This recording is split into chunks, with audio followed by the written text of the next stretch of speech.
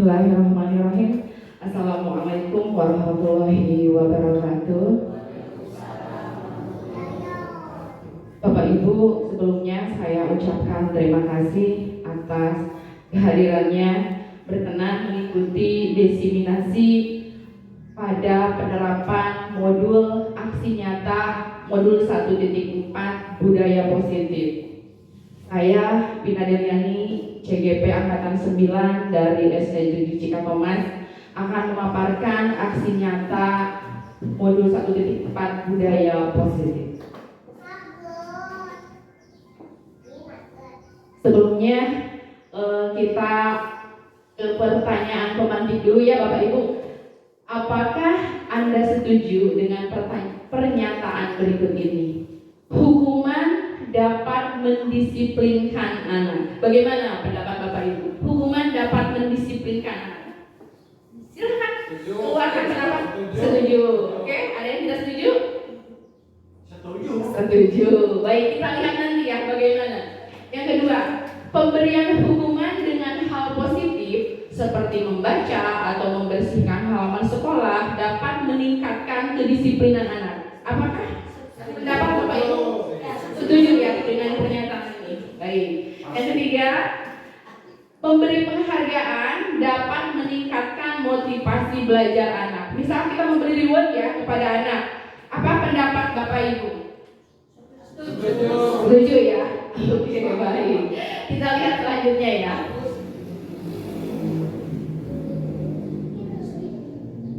Ini ada konsep budaya positif. Yang pertama, perubahan paradigma belajar. Yang kedua, nilai-nilai kebajikan. Yang ketiga, disiplin positif.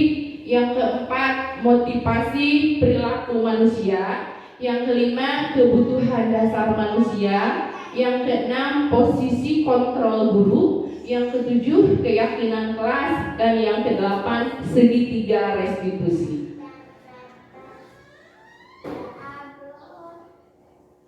Ini yang pertama yaitu pembelajaran dengan paradigma baru ya Bapak Ibu. Pembelajaran dengan paradigma baru merupakan pembelajaran yang berorientasi pada penguatan kompetensi dan pengembangan karakter yang sesuai dengan profil pelajar Pancasila. Sebagaimana kita ketahui bahwa profil pelajar Pancasila yaitu ada apa saja Bapak Ibu? Profil pelajar Pancasila. Ya, berkebinekaan global. Belum Pak. Ada berkebinekaan global, kemudian bernalar kritis, mandiri, kreatif, berakhlak mulia, bergotong royong, dan mandiri. Ya, ini adalah profil pelajar Pancasila, yaitu karakter kita pembelajaran disesuaikan dengan profil pelajar Pancasila. Ya, kemudian selanjutnya. Disiplin positif. Dalam budaya kita, makna kata disiplin dimaknai menjadi sesuatu yang dilakukan seseorang pada orang lain untuk mendapatkan kebutuhan. Kita cenderung menghubungkan kata disiplin ini dengan ketidaknyamanan. Kemudian, menurut Diane Dawson menyatakan bahwa kata disiplin berasal dari bahasa Latin yaitu disiplin yang artinya belajar. Kata disiplin juga berasal dari akar kata yang sama dengan disiplin yang berartinya murid untuk menjadi seorang murid harus paham betul alasan mengapa mereka mengikuti suatu ajaran tertentu, sehingga motivasi yang terbangun adalah motivasi intrinsik bukan ekstrinsik. Jadi harus menumbuhkan motivasi dari dalam diri siswa. Kemudian selanjutnya ada perbedaan ya Bapak Ibu antara hukuman, konsekuensi, dan restitusi. Yang pertama, kalau hukuman sistemnya tidak akan berjalan kalau murid tidak takut. Yang kemudian anak belajar menyembunyikan kesalahan. Yang ketiga, mendorong menyalahkan diri. Yang keempat, dibuat oleh guru. Jadi kalau tadi ya hukuman setuju katanya untuk meningkatkan disiplin anak, tapi ternyata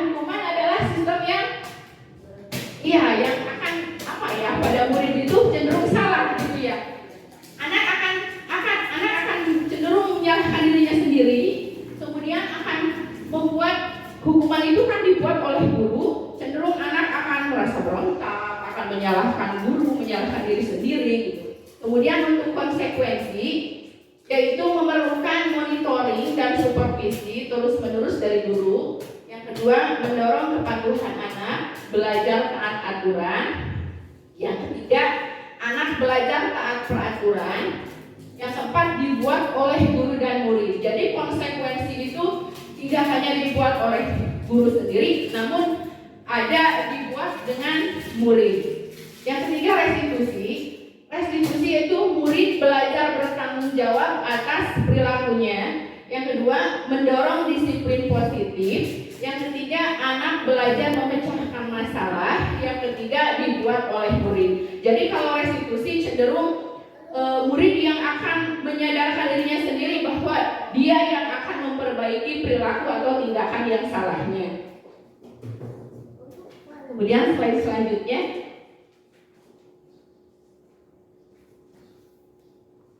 ini ada beberapa contoh tindakan guru dan perbedaannya antara hukuman dan restitusi dan konsekuensi. Untuk yang pertama, tindakannya mencatat 100 kali dalam buku kalimat "saya tidak akan terlambat lagi karena terlambat ke sekolah". Menurut Ibu ini termasuk hukuman atau konsekuensi? Coba. Pendapat saja silakan. Hukuman. Oke, boleh. Yang kedua, lari mengelilingi lapangan basket 2 kali karena terlambat hadir di sekolah. Ini termasuk apa? Hukuman. Oke, mangga. Oke, yang ketiga, membersihkan coretan yang dibuat di meja tulis. Konsekuensi, ya. Yang ketiga, murid diminta untuk push up 15 kali karena tidak menggunakan masker di sekolah. Hukuman. Oke. Berjemur di lapang basket pukul 12 siang karena mengobrol dengan teman. Ini termasuk apa? Hukuman. Oke, boleh. Yang terakhir, murid diminta bertelanjang kaki sepanjang hari karena tidak menggunakan sepatu hitam. Ini termasuk apa? Konsekuensi. Oke, kita lihat ya di slide berikutnya. Ini termasuk apa? Ya, ini enggak jawabannya. Jawabannya ini ya. Untuk mencatat 100 kali ini termasuk konsekuensi. Ya, untuk lari mengelilingi lapangan, hukuman. Kemudian membersihkan coretan, konsekuensi. Murid diminta untuk push up, termasuk hukuman. Kemudian menggantikan kertas tugas teman, konsekuensi. Kemudian berjemur di lapangan, termasuk hukuman. Kemudian yang terakhir diminta bertelanjang kaki, yaitu termasuk hukuman. Oke, kita lanjut ya Bapak Ibu. Ini ada nilai-nilai kebajikan. Contoh nilai kebajikan di dalam suatu institusi atau organisasi. Yang pertama, pada profil pelajar Pancasila, yaitu beriman, bertakwa kepada Tuhan Yang Maha Esa dan berakhlak mulia. Kemudian mandiri, bernalar kritis, berkebinekaan global, bergotong royong, dan kreatif. Inilah nilai-nilai kebajikan yang terkandung di dalam profil pelajar Pancasila. Kemudian ini yang menurut IBO: toleransi, rasa hormat, integritas, mandiri, menghargai, antusias, empati, keingintahuan, kreativitas, kerjasama, percaya diri, dan komitmen. Inilah nilai-nilai kebajikan. Kemudian selanjutnya ada motivasi perilaku manusia. Menurut Ian Gosson menyatakan ada 3 motivasi perilaku manusia, yaitu yang pertama, untuk menghindari ketidaknyamanan atau hukuman. Yang kedua, untuk mendapatkan imbalan atau penghargaan. Yang ketiga, untuk menjadi orang yang mereka inginkan dan menghargai diri sendiri dengan nilai-nilai yang mereka percaya. Kemudian yang selanjutnya ada dihukum oleh penghargaan. Seperti yang tadi di awal, ada hukuman, ada konsekuensi, dan ada restitusi. Saat kita berulang kali menjanjikan hadiah kepada anak-anak agar berperilaku bertanggung jawab, atau kepada seorang murid yang mempelajari sesuatu yang baru, atau kepada seseorang karyawan agar melakukan pekerjaan yang berkualitas, kita sedang berasumsi mereka tidak dapat melakukannya, atau mereka memilih tidak akan melakukannya. Menurut Alvin Cohn dalam Punish by Reward tahun 1993, wawancara ASDG atau Annual Conference pada Maret tahun 1995 mengungkapkan baik penghargaan maupun hukuman adalah cara-cara mengontrol perilaku seseorang yang menghancurkan, Bapak Ibu itu, yang menghancurkan potensi untuk pembelajaran. Yang sesungguhnya, menurut Cohn, secara ideal tindakan belajar itu adalah penghargaan yang sesungguhnya. Namun kadangkala kita suka salah ya Bu, mengitukannya antara hukuman dan untuk selanjutnya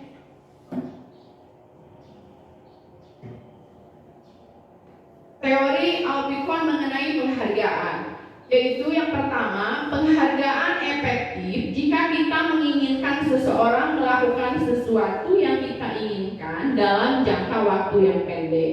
Yang kedua, jika kita menggunakan penghargaan lagi dan lagi, maka orang tersebut akan bergantung pada penghargaan yang diberikan serta kehilangan motivasi dari dalamnya. Yang ketiga, penghargaan menghukum mereka yang tidak mendapat penghargaan. Misalnya dalam sistem ranking, mereka yang mendapat ranking kedua akan merasa paling dihukum. Yang ketiga, memberikan penghargaan dan hukuman adalah hal yang sama karena keduanya mencoba mengendalikan perilaku seseorang. Kemudian yang selanjutnya,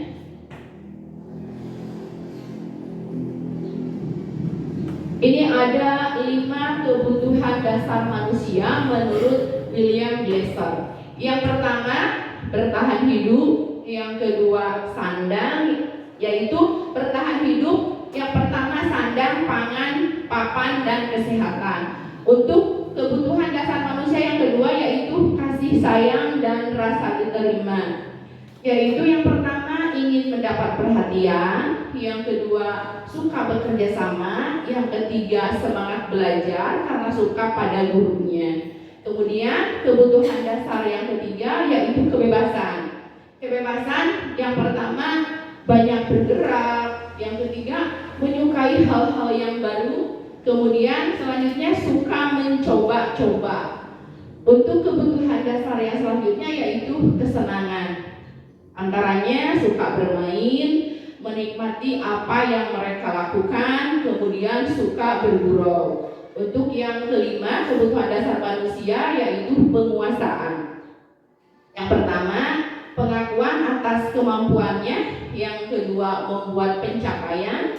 Yang ketiga, memiliki rasa harga diri. Untuk selanjutnya yaitu contoh kasus kebutuhan dasar pada manusia. Ini ada contoh kasus Ibu. Ibu Ambar, guru kelas 2A di SD Pelita Hati, sedang bingung menghadapi ulah salah satu murid di kelasnya yaitu Doni. Beberapa anak di kelas 2A telah datang kepadanya dan mengeluhkan Doni yang seringkali meminta bekal makanan. Siang mereka dengan paksa itu. Jika Anda menghadapi seperti situasi Ibu Ambar, apa yang akan Bapak Ibu lakukan? Terus menurut Bapak ini kira-kira kebutuhan dasar apa yang dilakukan oleh Doni? Kebutuhan dasar apa yang dibutuhkan oleh Doni? Apa? Iya, kebutuhan dasar yang pertama yaitu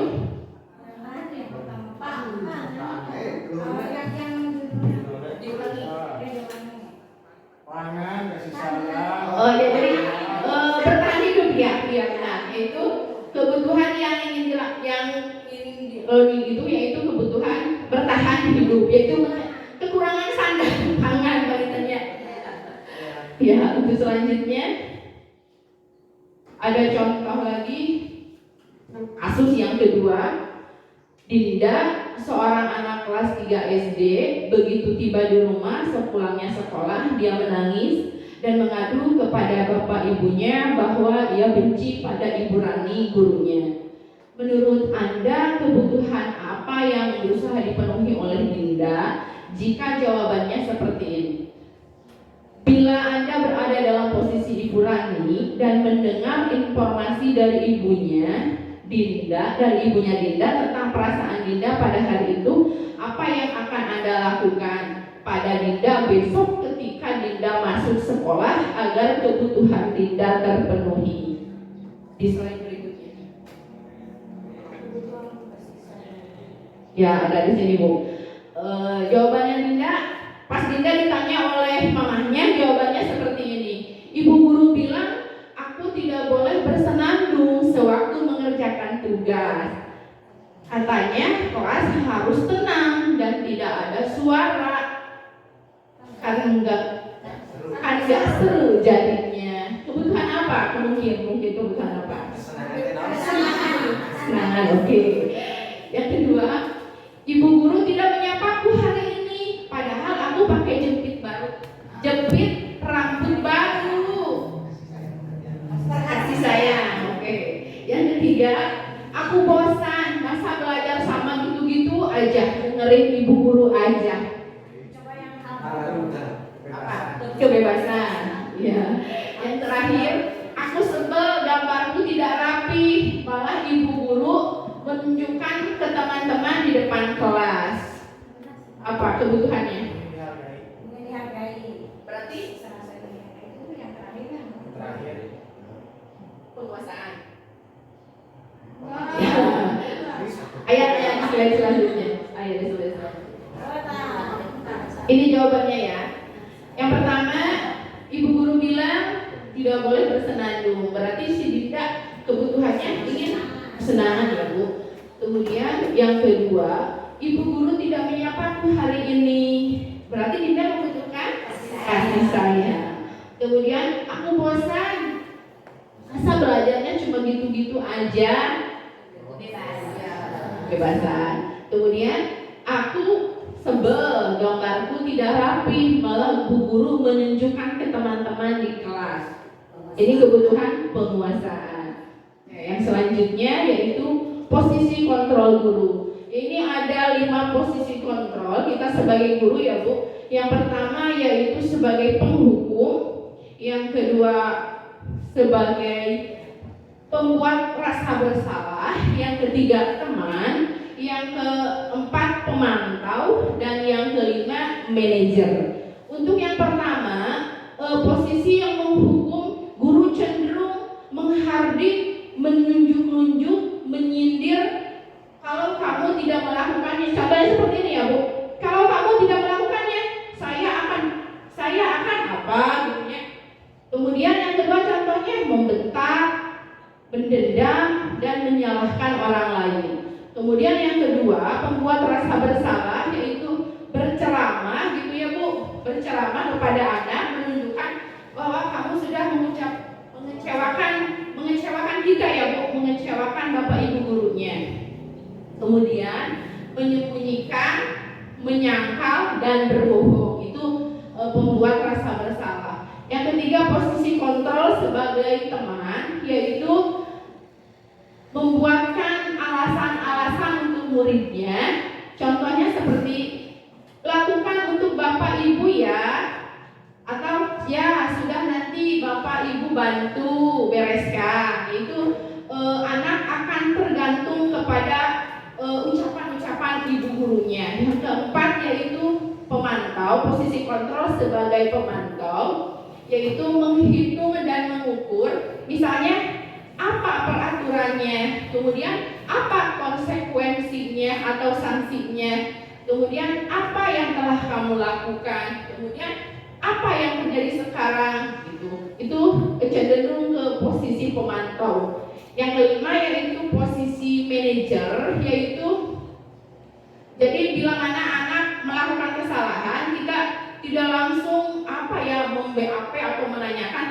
cenderung berdiskusi, mengajak anak berbicara dengan mengajukan beberapa pertanyaannya. Mungkin contohnya, apa yang kamu lakukan? Yakin? Kalau kamu meyakininya, maukah kamu memperbaikinya? Jadi cenderung anak yang akan membuat solusi, memberikan alasan-alasan untuk memperbaiki kesalahannya. Kemudian yang selanjutnya, contohnya Ibu, yang pertama yaitu pernyataan atau kalimatnya. Saya kecewa dengan kamu. Ini posisi kontrolnya termasuk ke posisi kontrol yang mana? Boleh berpendapat. Saya kecewa dengan kamu. Teman. Oke. Kemudian kamu tidak pernah benar melakukannya. Ini posisi kontrol yang mana? Hukum. Oke. Ayolah lakukan demi saya ya. Teman. Ya. Kemudian bagaimana kamu bisa menyelesaikan masalah ini? Manajer. Kamu selalu yang paling terakhir. Apa? Berbuat rasa bersalah. Oke. Kemudian kamu tidak akan mendapatkan bintang bila menyelesaikan tugas ini ya. Memantau. Oke. Terakhir, apa rencanamu untuk menyelesaikan ini? Manajer. Oke, kita lihat ya, ada jawabannya. Ya. Yang pertama, saya kecewa dengan kamu, yaitu membuat rasa bersalah. Jadi anak seolah merasa dirinya akan merasa bersalah. Itu. Yang kedua, kamu tidak pernah benar melakukannya. Hukum. Kemudian, ayolah lakukan demi saya. Itu teman. Kemudian, bagaimana kamu bisa menyelesaikan masalah ini? Masuk dalam posisi kontrol manager. Kemudian kamu selalu yang paling terakhir, termasuk penghukum. Kemudian kamu tidak akan mendapatkan bintang bila tidak menyelesaikan tugas ini ya, termasuk pemantau. Yang terakhir, apa rencanamu untuk menyelesaikan ini, termasuk manajer, posisi kontrol manager ya. Untuk selanjutnya ada keyakinan kelas. Keyakinan kelas berupa keyakinan nilai-nilai kebajikan universal. Pernyataan keyakinan kelas senantiasa dibuat dalam bentuk positif. Kemudian keyakinan kelas hendaknya tidak terlalu banyak sehingga mudah diingat dan dipahami oleh semua warga kelas. Keyakinan kelas sebaiknya sesuatu yang dapat diterapkan di lingkungan tersebut. Kemudian semua warga kelas hendaknya ikut berkontribusi dalam pembuatan. Keyakinan kelas lewat kegiatan curah pendapat. Jadi ada yang boleh berpendapat bedanya peraturan sama keyakinan kelas. Ayat itu peraturan sama keyakinan kelas. Peraturan ada sanksi boleh. Kemudian jadi kalau keyakinan kelas cenderung hasil kesepakatan ya Bu, hasil kesepakatan antara siswa di kelas untuk membuat suatu peraturannya. Kalau peraturan cenderung oleh diri kita sendiri dibuatnya. Kemudian selanjutnya ini ada contoh pembuatan keyakinan kelas di kelas 3 SDN Cikatongan.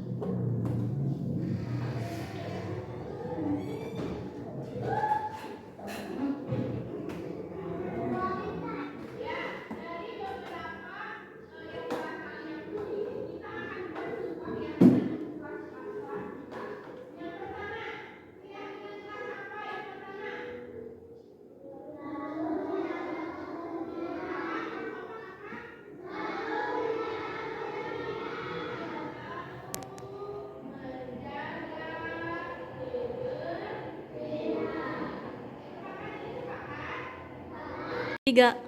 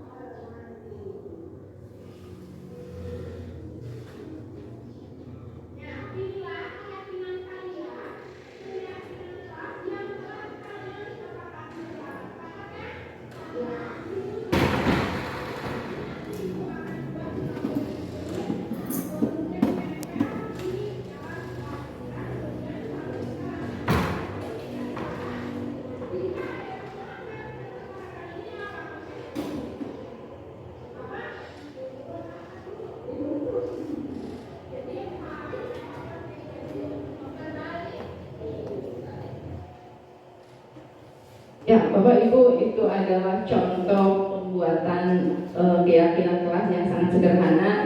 Saya percaya Bapak Ibu akan lebih berekspresi untuk melakukan ini, pembuatan keyakinan kelas di tiap kelasnya. Nah, kemudian yang selanjutnya yaitu restitusi. Restitusi adalah proses menciptakan kondisi bagi murid untuk memperbaiki kesalahan mereka sehingga mereka bisa kembali pada kelompok mereka dengan karakter yang lebih kuat, yang lebih baik menurut William Dawson 2004. Ciri-ciri restitusi yang pertama, restitusi bukan untuk menebus kesalahan namun untuk belajar dari kesalahan.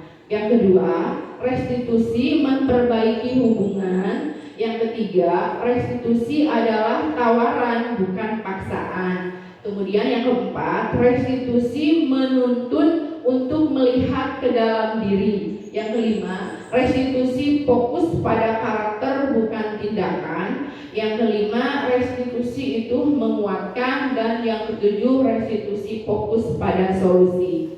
Kemudian yang selanjutnya yaitu ada segitiga restitusi ya Bapak Ibu. Dalam menerapkan restitusi ada tahapannya yaitu disebut segitiga restitusi. Yang pertama yaitu tahapan menstabilkan identitas, yang kedua validasi tindakan yang salah, dan yang keempat menanyakan keyakinan. Pada tahap menstabilkan identitas, kita akan bertanya atau menyampaikan kepada murid yang melakukan kesalahan, setiap orang pasti pernah melakukan kesalahan. Kamu bukan satu-satunya yang pernah melakukan ini. Jadi jika menemui seorang murid yang melakukan kesalahan, kita harus kumanya upami sahur Sunda nama dipeperheula gitu tanya, dipeperheula tekening sawaka didoktrin kesalahannya gitu. Kita stabilkan dulu identitas siswanya. Kemudian yang kedua, validasi tindakan yang salah. Dalam tahap ini kita akan mengajukan pernyataan, kamu tentu punya alasan mengapa melakukan hal ini. Kita tanyakan dulu kepada anak, apa alasannya mereka melakukan tindakan yang salah ini. Kemudian adakah cara yang lebih efektif untuk mendapatkan apa yang kamu butuhkan. Ini pada tahap validasi tindakan yang salah. Kemudian yang terakhir, pada tahap menanyakan keyakinan, kita tanyakan kepada siswa, keyakinan kelas apa yang tidak kita sepakat, yang telah kita sepakati. Kita tanyakan kepada anak didik kita, apa sih keyakinan kelas yang telah kita sepakati. Pasti dia akan mengajukan atau menyatakan keyakinan kelas yang telah disepakati. Kemudian dia akan mengakui bahwa dia telah melanggar kesepakatan itu. Kemudian yang terakhir, kamu ingin menjadi orang yang seperti apa. Jadi diajukan beberapa pertanyaan dalam tahap keyakinan. Kemudian yang selanjutnya ada contoh kasus Seikat tidak terima jika hasil pekerjaannya selalu dicontek oleh temannya sehingga ia emosi dan marah sampai melempar buku. Ini ada contoh videonya.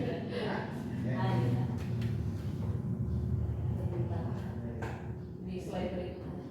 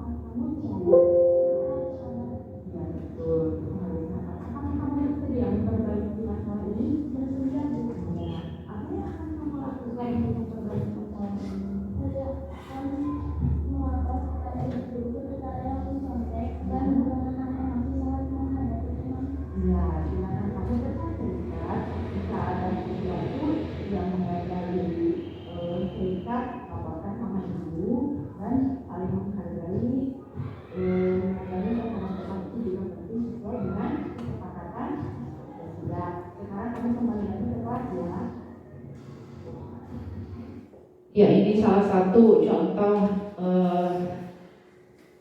tindakan yang diatasi dalam tiga tahapan dalam segitiga restitusi. Kemudian untuk yang penutupnya, dalam penerapan program disiplin positif, hendaknya guru memiliki standar kepribadian profesional dan sosial yang baik, di mana guru mampu merefleksi dirinya dalam posisi kontrol saat ini. Bagaimana perjalanan dirinya sebagai among atau manajer yang menuntut murid-muridnya menjadi insan yang mandiri, merdeka, dan bertanggung jawab. Baiklah, Bapak Ibu, setelah tadi kita pemaparan dalam proses restitusi, ada keyakinan kelas, ada nilai-nilai kebajikan. Untuk kali ini saya akan berbagi atau bagaimana kalau kita akan membuat sebuah keyakinan untuk di kelas kita. Kita akan mempraktekannya ya. Yang pertama dimulai dari tahapan apa? Coba kalau membuat keyakinan kelas. Identitas. Dari menggali peraturan ya. Menggali dari peraturan. Silakan. Peraturan apa? Yang pertama. Tidak boleh datang terlambat, Bu. Oke. Tidak boleh datang terlambat. Itu peraturannya. Tidak boleh datang terlambat.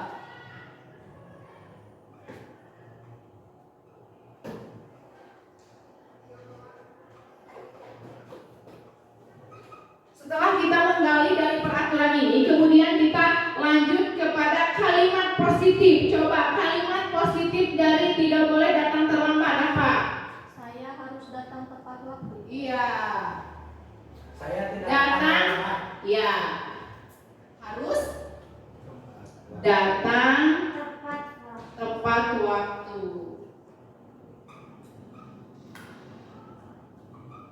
Kemudian dari kalimat positif ini kita lanjut kepada nilai kebajikan. Nilai kebajikan yang terkandung dalam kata ini apa? Coba. Disiplin masuk. Apa lagi? Tanggung jawab. Kamu jawab. Nilai kebajikan.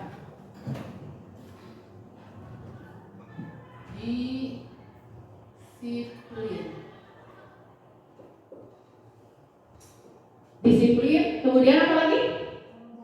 Tanggung jawab.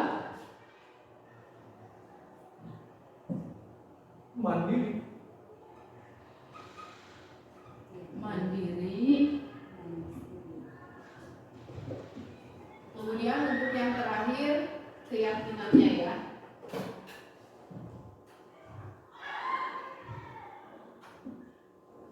Coba dari peraturannya tidak boleh datang terlambat, kemudian tidak dibuat dalam kalimat positifnya harus datang tepat waktu. Nilai kebajikan yang terkandungnya ada disiplin, tanggung jawab, dan mandiri. Kira-kira keyakinan kelas apa yang akan kita sepakati untuk dari tidak boleh datang terlambat? Datang tepat waktu. Oke, bisa ya?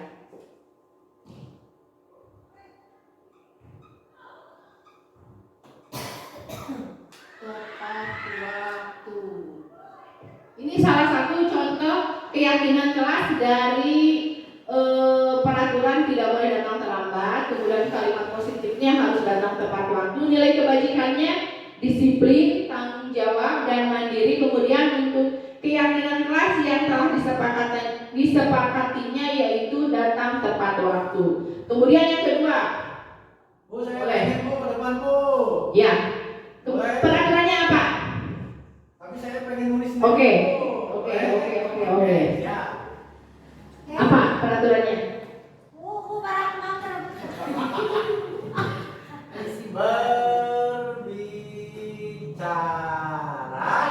Berbicara. sopan. Oke, hebat. Berbicara sopan. Berbicara sopan. Kalimat positifnya sama ya? Berbicara sopan. Kira-kira nilai kebajikannya? Sopan santun, berakhlak, ya. Sopan santun, berakhlak mulia. Ada lagi? Sudah. Kira-kira keyakinannya apa? Keyakinan dari berbicara sopan. Kemudian kalimat positifnya juga sama, berbicara sopan. Nilai kebajikannya sopan santun, berakhlak mulia. Kira-kira nilai keyakinan yang akan disepakati di kelasnya apa? Sama ya? Berbicara sopan.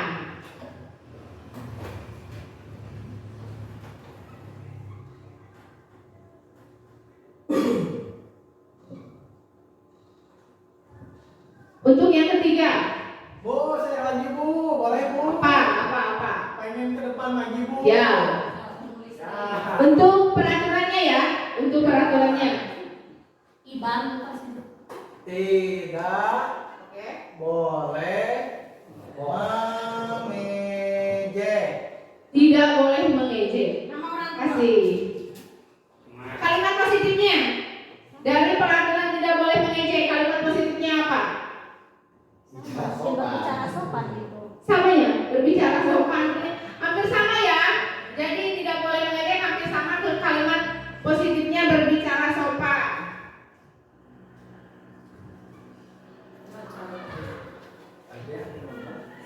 Berbicara sopan, ininya sama ya? Sopan, santun,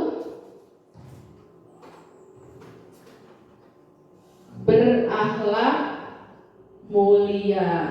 Kira-kira keyakinannya bakal sama tidak? Bakal sama. Coba atau keyakinannya akan dibuat seperti apa? Berbicara sopan santun. Sami. Ya, tidak berbicara kasar ya. Sama ya? Jadi kalau sama berarti tidak boleh mengejek ini sudah tercakup ya di dalam keyakinan yang berbicara sopan. Ya. Ya. Sama ya. Jadi sama. Satu lagi untuk yang ketiga apa? Tidak boleh berantakan. Tidak boleh berantakan. Tidak boleh berantakan. Kalimat positifnya Tidak boleh berantakan. Berpakaian. menjaga kebersihan.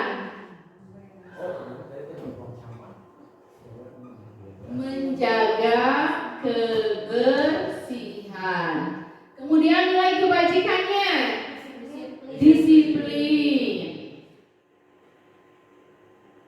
Kemudian Jawab. bertanggung jawab.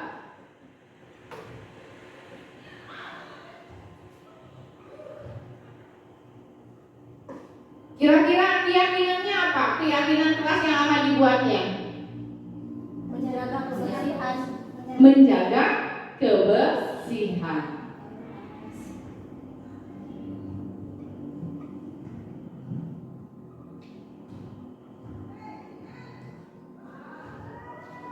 Satu lagi ya. Apa? Saling Bagaimana? Dari peraturannya.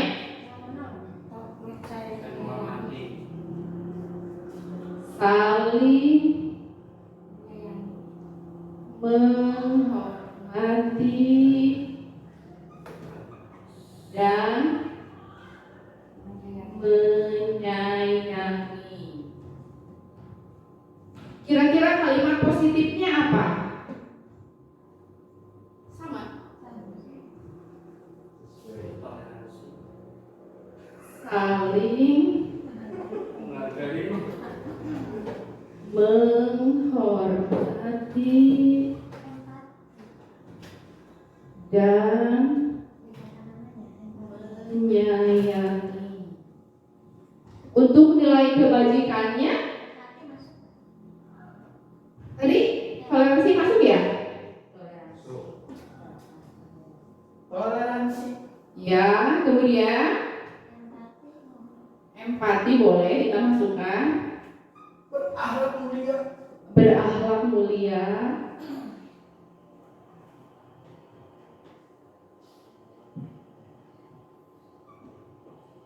Untuk keyakinan kelasnya bagaimana? menghormati dan Masukannya ini ya? menghormati dan menghargai. Iya.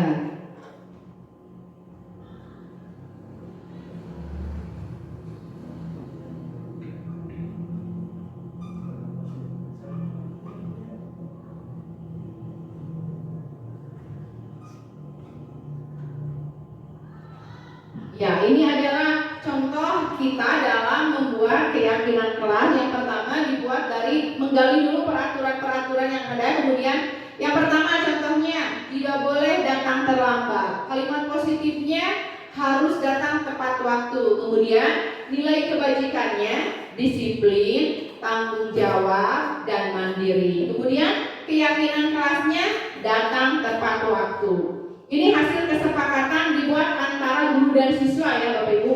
Kemudian yang kedua, berbicara sopan. Kalimat positifnya berbicara sopan. Kemudian nilai kebajikannya sopan santun dan berakhlak mulia. Keyakinan kelasnya berbicara sopan juga. Kemudian yang ketiga, tidak boleh berantakan. Kalimat positifnya menjaga kebersihan. Kemudian kalau ditambahkan juga bisa ya, menjaga kebersihan dan kerapihan.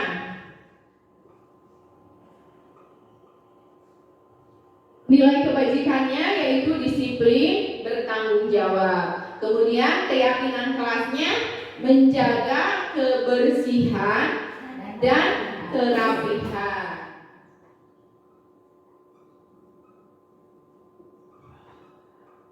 Kemudian yang terakhir, saling menghormati dan menyayangi. Kalimat positifnya saling menghormati dan menyayangi.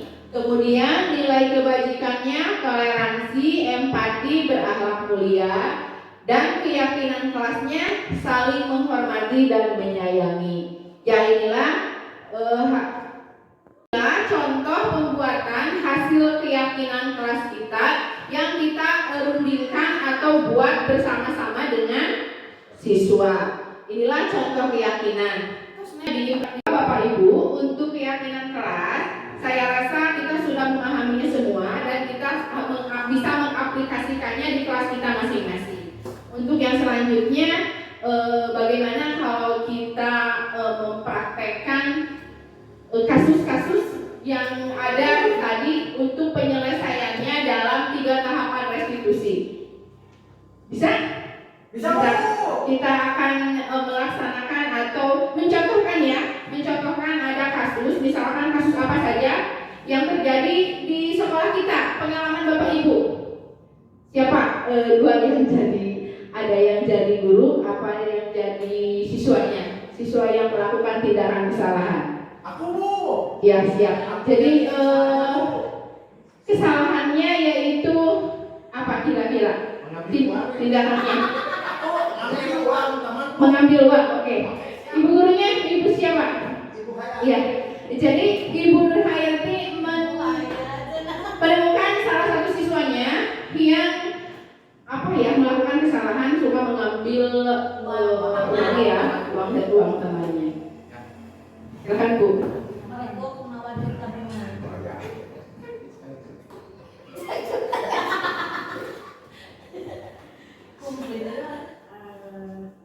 Langsung. Assalamualaikum warahmatullahi wabarakatuh. Waalaikumsalam warahmatullahi wabarakatuh. Saya di sini sebagai guru untuk mempraktekkan tentang keyakinan kelas bahwa ada siswanya yang melakukan kesalahan. Langsung ya. Oh, literasi.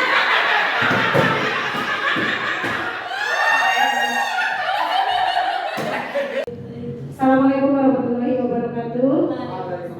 Terima kasih untuk waktunya.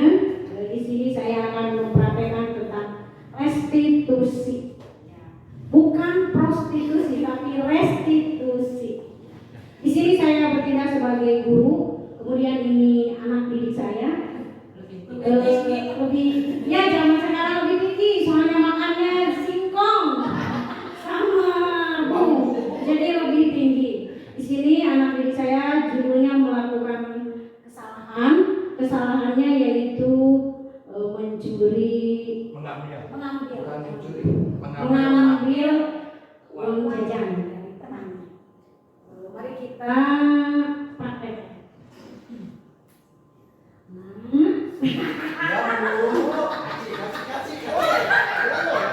Ya Bu, bagaimana Bu? Ya boleh. Ya Bu. Jangan sedih ya ketika ibu panggil ke sini, jangan takut, jangan khawatir. Kita sharing sebagai teman.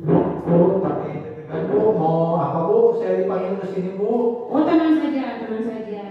Jadi ibu ada selentingan sedikit, apa itu benar atau salahnya ibu kurang tahu. Ibu akan bertanya, apa benar berita yang ibu dengar tentang bahwa Hengki itu katanya suka apa Hengki itu? Suka mengambil uang jajan dari teman, apa itu benar? Kata siapa Ibu itu Bu? Oh itu ada aja beritanya, cuma ibu mau nanya dulu apakah itu benar atau tidak. Itu bukan saya ngambil Bu. Bukan. Beneran Bu. Bukan saya. Oh nggak apa-apa, jangan takut. Bukan Hengki aja yang pernah melakukan kesalahan, itu juga dulu masih kecil pernah melakukan kesalahan. Oh. Jadi semua orang punya kesalahan, jangan takut. Kita jujur aja. Jadi yang terbaik kita jujur. Apa benar itu yang ibu dengar? Sebenarnya iya Bu, saya lakukan Bu. Saya ngambil uangnya Yanti.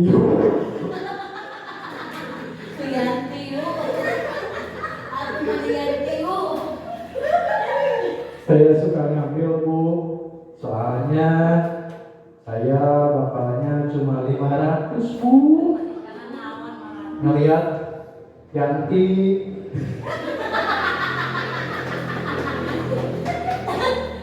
Bakalnya saya ngeliat dia nabungnya 1.000 Bu, bakalnya 100.000. Jadi saya iri Bu. Oh gitu ya.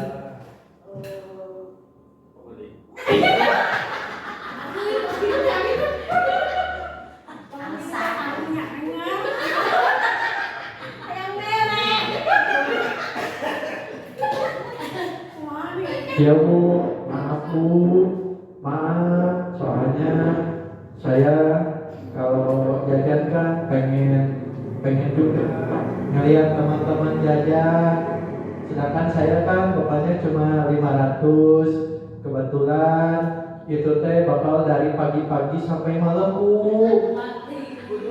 Ya, jadi Gini. mau gimana lagi Bu kalau pengen jajan? Oh begitu ya. Gini ya Nak ya. Jangan diulangi. Itu kalau kita itu harus menerima takdir ya. Itu intinya takdir. Itu yang dikasih oleh ibu itu hanya 1.000. Manfaatkan uang itu. Jangan suka iri. Jangan iri melihat orang lain. Jangan mau orang lain.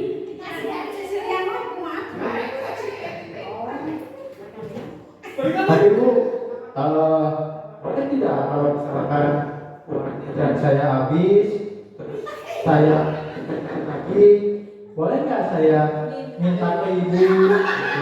Boleh tidak? Ya boleh, kalau kali-kali ibu ada rezeki ibu akan memberikannya. Tapi ibu mau tanya, apakah itu termasuk perbuatan baik atau tidak?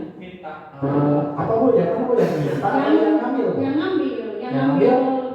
Perbuatannya jelek Bu itu Bu. Oh Ya. ya. Ya, Jadi sih, Bu. keyakinan kelas apa yang kamu langgar dalam hal itu?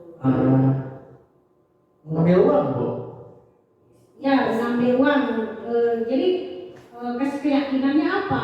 Sehingga kamu bisa merupakan perbuatan yang tidak baik. Keyakinannya berarti saya melanggar kata tertib kelas Bu.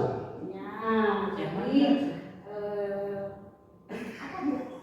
Kita sama sih kan menyayangi hormati. saling menyayangi, saling menghormati. Oh ya, berarti saya melanggar kesalahan. Untuk keyakinan kelasnya, saya tidak bisa menghargai apapun yang sudah saya dapatkan, Bu. Ya, terus saya tidak menghormati kepada teman karena saya iri, ya iri jadi saya ngambil uang orang lain. Tahu itu perbuatan tidak baik. Ya tahu Bu, itu salah Bu. Ya. Terus bagaimana solusinya supaya Enggi tidak lagi mencuri atau mengambil uang teman? Kalau misalkan saya pengen banget untuk jajan, terus uang saya habis, untuk tidak terjadi lagi, paling saya puasa Bu, puasa saja Bu, ya karena ya mau gimana lagi Bu, daripada saya mencuri lagi, takut dipanggil lagi sama ibu, terus lebih baik saya berpuasa, menambah amal, dan mungkin kalau ada kesempatan nanti saya bisa diajukan untuk mendapatkan PIP Bu, ya Bu ya, nggak apa-apa ya Bu. Ya nggak apa-apa. Ya, semoga setiap tahun saya mendapatkan PIP dan ada yang memberikan jajan lagi ya Bu ya. Ya. Boleh Bu, begitu Bu? Ya boleh, tapi alangkah baiknya Enggi juga meskipun masih kecil kita cari jalan keluar dengan cara jualan atau apa gitu.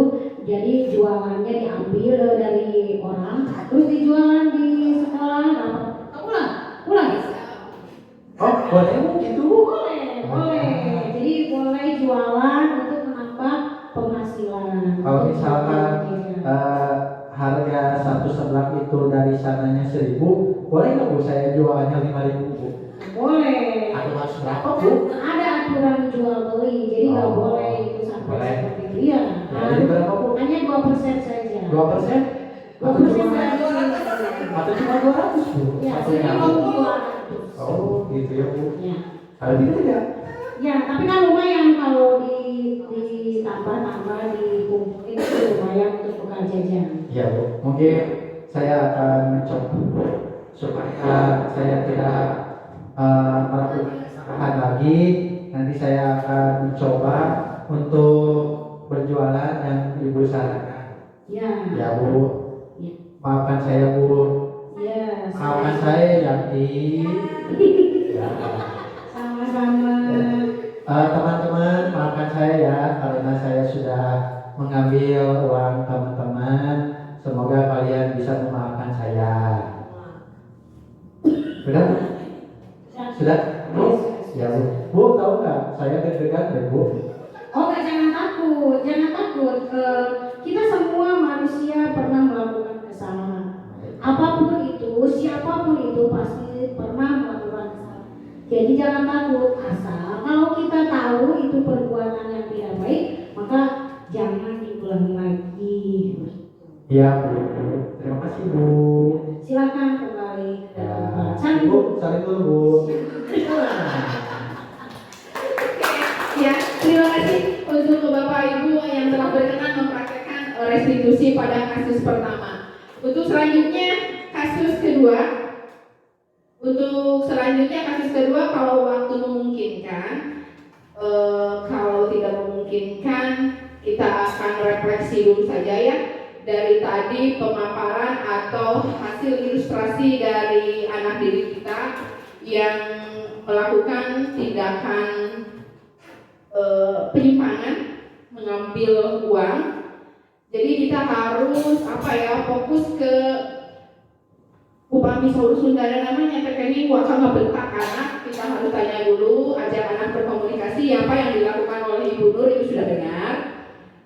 Kita harus fokuskan anak itu agar dirinya yang mengakui diri sendiri, itu yang mengakui salahnya itu diri sendiri, bukan atas paksaan kita, bukan atas paksaan orang lain. Kemudian yang mencari solusi, yang mencari solusi dan yang berpikir untuk memperbaiki kesalahannya pun adalah anak ibu sendiri. Baiklah Bapak Ibu, untuk restitusi dari kasus 1 sudah kita pahami, kemudian untuk keyakinan kelas tadi sudah kita buat dan sudah kita pahami. Kemudian dari tadi pemaparan dari modul dari disiplin positif, mulai dari paradigma pembelajaran, kemudian nilai-nilai kebajikan, keyakinan kelas, restitusi sudah kita pahami bersama.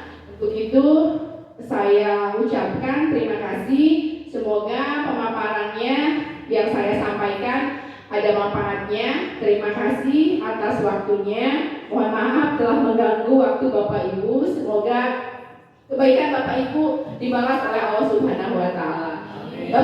Bapak Ibu guru hebat, terima kasih atas waktunya. Wassalamualaikum warahmatullahi wabarakatuh.